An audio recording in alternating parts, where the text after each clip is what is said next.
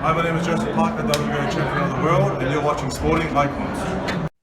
Right, so I've just watched a video clip of Joe Joyce and, of course, his manager, Sam Jones. They were at the Arsenal football stadium, was it the Emirates?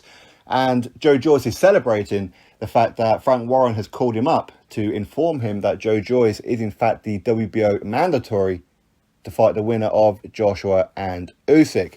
Joe Joyce is celebrating, all that kind of stuff. And that's, I would imagine, that's pretty much how Frank Warren has sold it to him, because obviously he needs to sweeten Joe Joyce up a little bit, considering the path that he's now put down Dubois on with the WBA.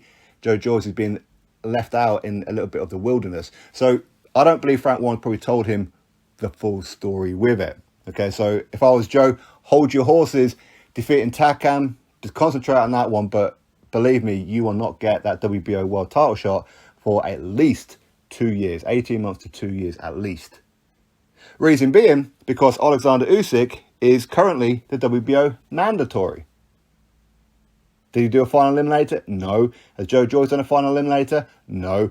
But no matter how you look at it, you can't really change whatever the WBO say that's what they're going to do. But with Oleksandr Usyk being the WBO mandatory, then he's going to have to wait his turn, because Joshua is currently a unified heavyweight champion, and it goes in order.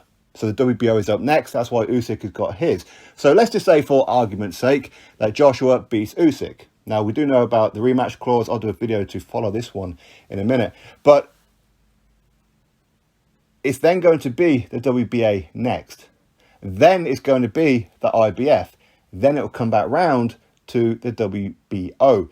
So Joe Joyce is at a bare minimum 3 fights away, as in for Anthony Joshua, 3 fights away from getting that world title shot as the WBO mandatory. Of course, we're not including what happens if Joshua loses along the way. Of course, he gets rematch clauses. We're also not including as well what happens if he decides to go for the undisputed belt by fighting whoever the WBC champion is, currently Tyson Fury. So that's going to put Joe Joyce way back. Is that the conversation that Frank Warren would have been openly honest with Joe Joyce about?